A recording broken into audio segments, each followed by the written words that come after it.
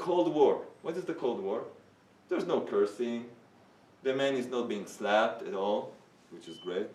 No dishes flying around. That's wonderful. There's no love there. There's no connection. They hardly see each other. They just come home to the hotel to sleep.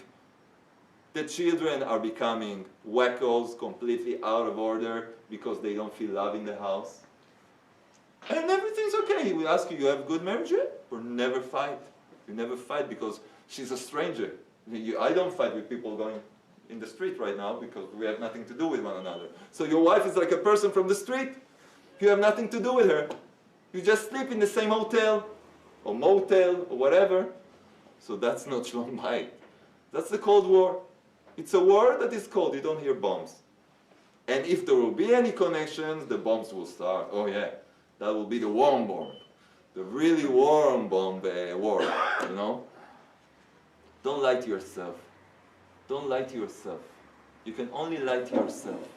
And your wife knows you so good. You can't believe how your wife knows you from the first day. From the Sheva Brachot she knows. She's a messenger from Hashem to help you out. Give her the respect she needs.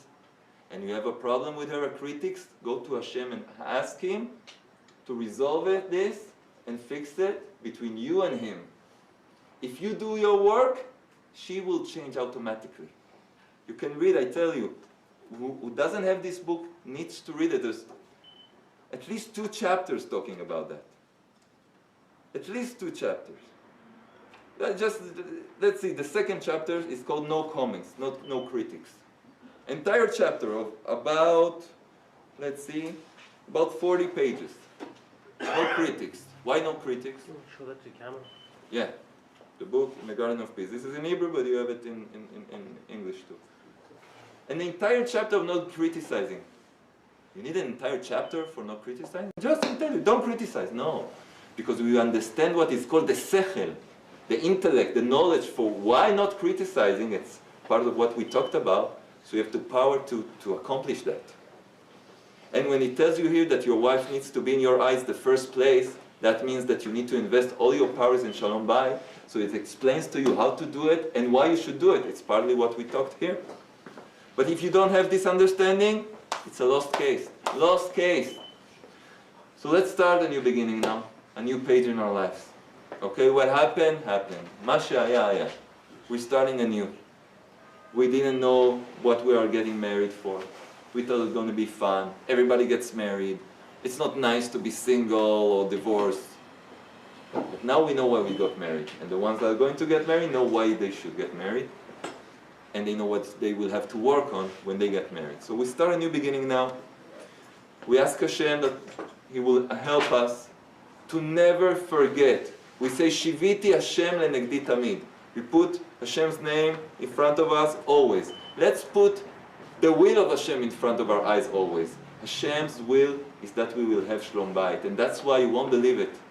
There is in the Talmud, in the Gemara, some of you know it, that Hashem is willing to erase His own name, Hashem's name, Yod Kevavke, this holy name here, is a name you need to write in Kedusha. A sofer stam need to write it after mikveh and with kavanot. This is Hashem's name with 4 letters. And it's forbidden to erase this name.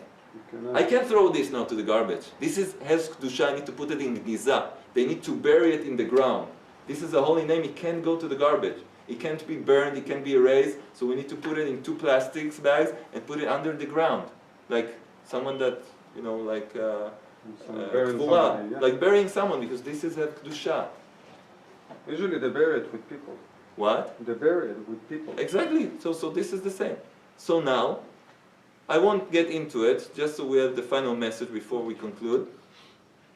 Hashem, there are certain situations, there's a problem between man and wife, in the time of the Holy Temple, that Hashem was willing to have His name erased, which He Himself wrote in His Torah that is not allowed, to have peace between husband and wife.